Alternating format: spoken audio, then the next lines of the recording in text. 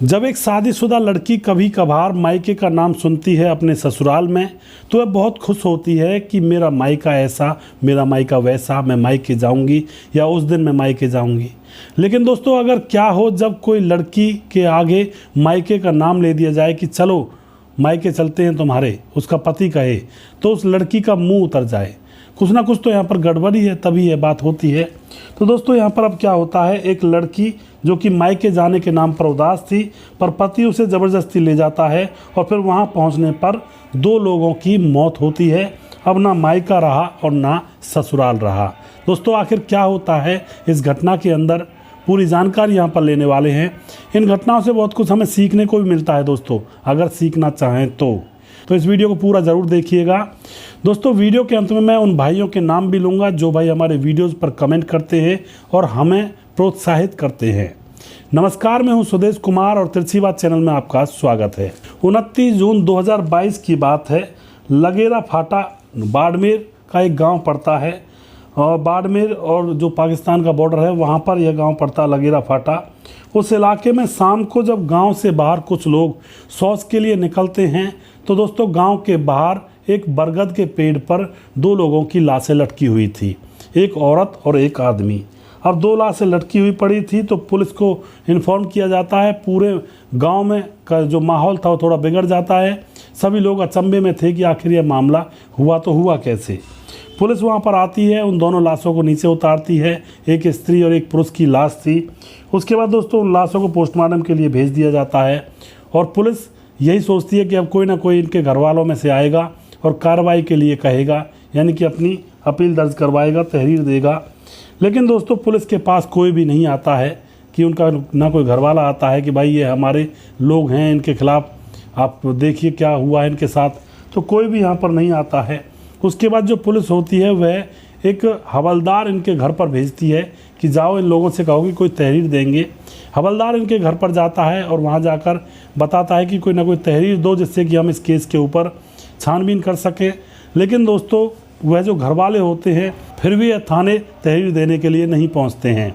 अब यह तो बड़ी समस्या थी पुलिस के सामने भी कि आखिर मामला क्या है, और गांव में जब पुलिस इधर उधर पूछती है तो भी कोई बताने के लिए कुछ भी तैयार नहीं था। अब पुलिस के सामने एक ही रास्ता था। पुलिस अपने मुखबिरों को काम पर लगा देती है और उस गांव के अंदर छोड़ देती है। मुखबिर जब इधर उधर से सूचना निकालते हैं तो इनको पता चलता है कि इनके परिवार का कोई भी व्यक्ति थाने में तहरीर देने क्यों नहीं आए। तो यह राज यहाँ पर मुखबिरों के सामने खुलता है। अब पुलिस के सामने मुखबिर सारी घटना बताते हैं, बताया जाता है, राज खुलता है गांव के लोगों के द्वारा। सीता नाम की एक लड़की जो कि 20 साल की है, उसकी मां का नाम दरिया देवी है जो कि 40 साल की हो चुकी है और यह खटरिया गांव की रहने वाली है। अब जैसे ही यह लड़की सीता देवी बड़ी होती है, शादी के योग्य हो चुकी है, तो इसकी शादी 2021 में तोताराम नाम के शख्स से करवा दी जाती है और यह तोताराम कोरबा गाँव का रहने वाला था। तोताराम जब बारात लेकर के इन लोगों के गांव पर और घर पर पहुंचता है, वहां जाकर जैसे ही दरिया देवी जो सास थी वह आरती की थाली लेकर आती है, तो वह देखता है कि यह लड़की कौन है, यानी कि उसको पता नहीं था कि यह उसकी सास है। जो दरिया देवी थी उसने अपना शरीर मेंटेन किया हुआ था, सुडौल शरीर था, कांट छांट वाला शरीर कहते हैं जिसे, और फिगर अच्छा था। तो अब जो तोताराम होता है उस औरत के ऊपर मोहित हो जाता है, लेकिन उसको पता नहीं था कि यह उसकी सगी सास है। उसी की बेटी सीता से वह शादी करने के लिए यहाँ पर आया है। तो उस समय तो वह चुपचाप सारा कुछ देखता रहता है। अब दोस्तों, यहाँ पर इन दोनों की शादी हो जाती है, सीता की और तोताराम की। शादी तो हो गई थी और वह अपनी पत्नी सीता को अपने घर पर ले गया था, लेकिन उसकी आंखों के सामने से उसकी जो सास दरिया देवी है उसकी मूर्ति निकल ही नहीं रही थी। उसकी तस्वीर बार बार उसकी आंखों के सामने आती और अब तो अपनी पत्नी के साथ भी इस तरह से संबंध बनाता, यह सोच करके कि जैसे कि उसकी सास जिसका नाम दरिया देवी है वही उसके बिस्तर पर है। इस तरह की गंदी सोच अब इस शख्स तोताराम के दिमाग में घुस चुकी थी। लेकिन दोस्तों, अब यहाँ पर क्या होता है, अब जो तोताराम होता है उसका मन करता है अपनी सास से मिलने जुलने का, तो वह बार बार अपनी पत्नी को मिलाने के लिए अपने ससुराल ले जाया करता। अब इस बात से जो उसकी पत्नी सीता होती है वह यही सोचती है कि उसका पति कितना अच्छा है, उसको अपने मायके की ज़्यादा याद ना आए, इसलिए बार बार उसको मायके लेकर आ जाता है। लेकिन तोताराम का तो कुछ अलग ही फंडा था। वह अपनी सास को देखने के लिए, निहारने के लिए, उससे बात करने के लिए अपनी पत्नी सीता को बार बार मायके उसके ले जाया करता था। दोस्तों धीरे धीरे समय गुजरता है तो अब ऐसा होता है, जो उसकी पत्नी सीता होती है वह तो अपने घर पर ही रहती है, और जो तोताराम होता है वह बिना पत्नी के ही अपने ससुराल चला जाया करता है और वहाँ जाकर अपनी सास से हंस कर बातें किया करता है। अब यह बात थोड़ी सी अटपटी सी हो गई थी। जो पत्नी सीता होती है वह भी कुछ ज़्यादा नहीं कहती, वह यही समझती थी कि शायद इसका मन नहीं लगता है। और ये एक पहला ऐसा मामला उस इलाके में निकलकर सामने आ रहा था जब दामाद अपनी पत्नी को लिए बगैर बार बार ससुराल जाता हो। तो यहाँ पर लोग भी बहुत शातिर होते हैं, बहुत चालाक होते हैं, मामले को समझ जाते हैं।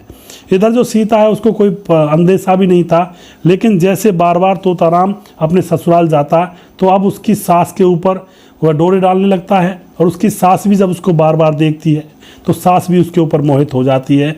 और एक दिन की बात है, वहाँ पर घर में कोई नहीं था और यह अपनी सास दरिया देवी के हाथ को पकड़ लेता है और चूमने लगता है। इधर दोस्तों सास जो होती है वह भी अपना कंट्रोल खो देती है और अब इन दोनों के संबंध बन जाते हैं। एक बार जब संबंध बनते हैं तो अब बार बार तोताराम अपनी सास से संबंध बनाने के लिए जाया करता है।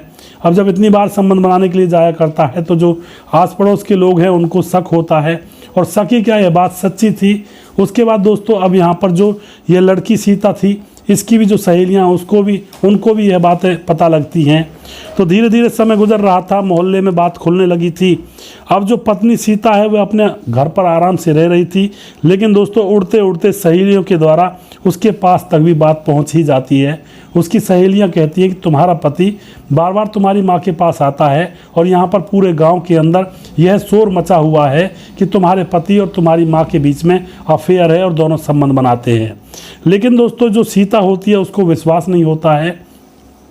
वह अपनी सहेली को ही उल्टा धमका देती है और कहती है कि चल झूठी तो झूठ बोल रही है, मेरा पति और मेरी माँ ऐसा काम नहीं कर सकते।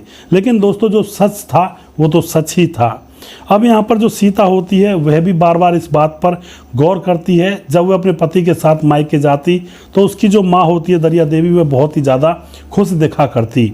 और अब तो दोस्तों यहाँ पर सीता देवी जो पत्नी होती है तोताराम की, उसको भी शक होने लगता है, उसको भी भ्रम हो जाता है।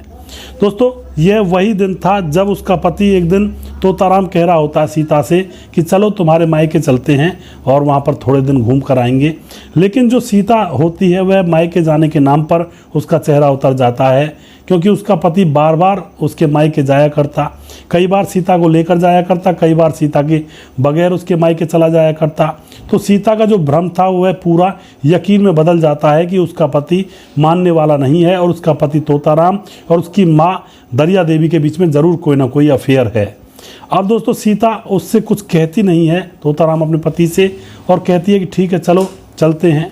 अब ये दोनों पति पत्नी सीता देवी के गांव में चले जाते हैं, यानी कि तोताराम अपनी ससुराल अपनी पत्नी को ले जाता है। उसके बाद दोस्तों अब क्या होता है, वहाँ पर रात में जैसी रात होती है तो जो सीता है वह तो सो जाती है, तोताराम की पत्नी, और जो तोताराम है और उसकी सास दरिया देवी वह जागे हुए थे, क्योंकि उनको तो मिलन करना था। जैसे ही रात होती है तो दरिया देवी और तोताराम दोनों एक छप्पर में चले जाते हैं और वहाँ जाकर दोनों संबंध बनाने लगते हैं। लेकिन जो सीता थी तोताराम की पत्नी, उसको पहले से ही भ्रम था, शक था, यकीन भी था। वह रात को सोई नहीं थी, जागी हुई थी और अपने पति और अपनी माँ की करतूत को देखना चाहती थी अपनी ही आंखों से। तो रात के समय चुपके से उठती है, देखती है उसका पति भी गायब है और उसकी माँ भी गायब है। तो घर के अंदर एक छप्पर बना हुआ था, उस छप्पर के अंदर जब वह जाकर देखती है उसके आसपास तो उसको अजीब अजीब सी आवाज़ें सुनाई देती हैं। तो एकदम से छप्पर का दरवाज़ा वह खोल देती है और जैसे ही वह देखती है अंदर का नज़ारा तो उसके भी होश उड़ जाते हैं, क्योंकि उस छप्पर के अंदर उसकी माँ नग्न हालत में उसके पति तोताराम के साथ संबंध बना रहे थे। अब वह ज़ोर ज़ोर से चिल्लाने लगती है, पूरे मोहल्ले को इकट्ठा कर लेती है। रात के 2 बजे का यह समय था दोस्तों। पूरा मोहल्ला जैसे इकट्ठा होता है तो सभी लोग उल्टी सीधी बातें इन दोनों से कहते हैं कि तुम्हारा रिश्ता कौन सा है और तुम काम क्या कर रहे हो, तुम्हें शर्म आनी चाहिए। यानी कि लोगों के सामने अब इन दोनों को शर्मिंदगी का सामना करना पड़ता है। लेकिन दोस्तों ये उस समय तो बात को झेल जाते हैं। दूसरा दिन जैसे ही होता है तो दोनों सास और दामाद दोनों गाँव के बाहर जाते हैं और एक बर के पेड़ पर लटक कर अपनी जान दे देते हैं। और जब लोगों को पता चलता है तो पुलिस वहाँ पर आती है। तो इस तरह से दोस्तों ये मामला यहाँ पर खुलता है। और पोस्टमार्टम रिपोर्ट में भी यही आया था कि इन दोनों को किसी ने मरने से पहले मारा पीटा नहीं है, ना ही इनके ऊपर कोई चोट का निशान है, इन्होंने अपनी जान खुद ने ही दी है। तो यहाँ पर पुलिस के सामने इस केस की सारी सच्चाई खुलकर सामने आती है और आस पड़ोस के गांव के लोगों को भी पता चल जाता है इनके मामले का। तो इस तरह से दोस्तों लोग कहते हैं अपनी ज़िंदगी से ऊब गए हैं, उनको अपनी ज़िंदगियाँ अच्छी नहीं लगती हैं, इसलिए दूसरों की ज़िंदगियों में दखल देते हैं। और यहाँ पर जो है तोता राम था, इसकी पत्नी 20 साल की थी और बहुत ही सुंदर थी देखने में, लेकिन इसका मन तो उस बूढ़ी औरत जिसका नाम होता दरिया देवी, जो सास थी, उसके ऊपर आ चुका था और उसी के साथ मुंह काला करना चाहता था और किया भी। स्टोरी के अंत तक इसने किया था। तो यहाँ पर आप क्या कहना चाहोगे? हवस और वासना, इनके चक्कर में जो पड़ गया समझो इस दुनिया से गया। यह मैं बार बार हर वीडियो में कहता हूँ। इन चीज़ों से तो 100 कोस दूर तक रहना चाहिए, यानी कि 100 किलोमीटर दूर तक अगर आप रहोगे इन चीज़ों से तो ही बात बन सकती है, तो ही अपनी ज़िंदगी को अच्छी तरह से जीकर आप जा सकते हो। वरना इन चक्करों के बीच में पड़ने के बाद कभी भी कैसे भी ज़िंदगी धोखा दे सकती है, अपने घर वाले धोखा दे सकते हैं, कहीं भी कुछ भी हो सकता है, कोई मार सकता है, कोई जेल में भिजवा सकता है, कुछ भी एनीवे। तो यहाँ पर इन चीज़ों से बचकर रहें, अपने जीवन को इस तरह से सस्ते में ना लें। बहुत अनमोल जीवन है, ऊपर वाले का नाम लें, लोगों की भलाई करें, अपने घर परिवार में अपना ध्यान रखें, अपनी पत्नी को ही अपनी गर्लफ्रेंड बना लें, उसी के साथ अपना प्रेम प्रसंग रचा लें। उसके अलावा किसी और को देखेंगे तो फिर यहाँ पर बवाल मचेंगे ही मचेंगे। दोस्तों अपने बच्चों में, अपने परिवार में ध्यान रखकर अपने जीवन को जिएंगे तो आगे चलकर सुख ही मिलेगा, लेकिन इन चक्करों में दुख मिलता है। अब वीडियो के अंत में मैं उन भाइयों के नाम लेना चाहता हूँ जो भाई हमारे वीडियोज़ पर कमेंट करते हैं और हमें प्रोत्साहित करते हैं। सबसे पहले यहाँ पर हैं आलम गुजर, गुलफाम अंसारी, लियाकत खान अलवर से हैं, राजस्थान से लियाकत जी। शरीफ अनवर हमारे साथ हैं, कहते हैं कि लास्ट में जो आप समझाते हो वीडियो के अंत में वो मुझे बहुत अच्छा लगता है।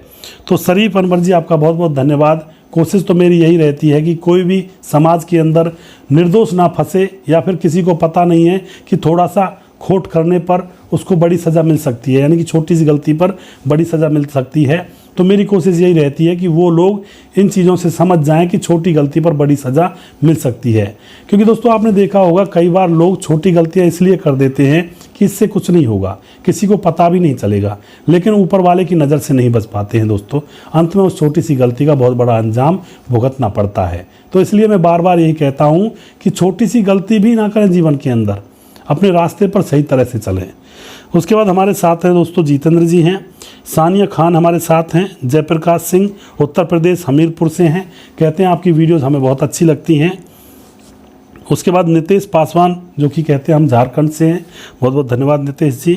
सैयद यूसुफ हमारे भाई जो कि हमें प्रोत्साहित करते हैं, बार बार कमेंट करते हैं। सुरेंद्र कुमार निषाद कमेंट करते हैं। सलाउद्दीन हमारे भाई जो कि बार बार कमेंट करते हैं हर वीडियो पर। और सुजीत कुमार हमारे भाई जो कि वीडियो के अंदर बहुत सारी कमेंट करते हैं। रामपाल हमारे साथ हैं और रामनिवास धाकड़ गांव कड़वा खेड़ी से रहने वाले हैं। दीपक हमारे साथ हैं। संजीव कुमार नेपाल से हैं, हमें देखते हैं। और नईम अहमद जी हैं जो कि हमारे वीडियोस को देखकर बहुत सारे कमेंट करते हैं। बाबूलाल हमारे साथ हैं जो कि कमेंट किया करते हैं। रामकेश गुप्ता जो कि कहते हैं कि आपके वीडियो से हमें बहुत कुछ सीखने को मिलता है। विजय कुमार जो कि बहुत ही पुराने दर्शक हैं हमारे चैनल के, बीच में एक बार गायब हो गए थे और फिर से आए हैं, इनका दिल की गहराइयों से धन्यवाद। विजय कुमार जी आप खुश रहें। उसके बाद मुकेश कुमार सकरपुरा से है, बिहार से, बहुत बहुत धन्यवाद करते हैं इनका। अकरम खान लास्ट में हमारी वीडियोस को देखते हैं, बहुत बहुत धन्यवाद आप सभी लोगों का। तो इस तरह से सहयोग बनाए रखिए दोस्तों और हमारी वीडियोस को देखते रहिए और इसको एक बार शेयर ज़रूर कर दिया करें वीडियो के अंत में कमेंट करने के बाद, यह हमारे ऊपर आपका बहुत बड़ा उपकार होगा। अगला वीडियो बहुत जल्दी फिर से लेकर आऊँगा, तब तक आप खुश रहें, सावधान रहें। जय हिंद, जय भारत।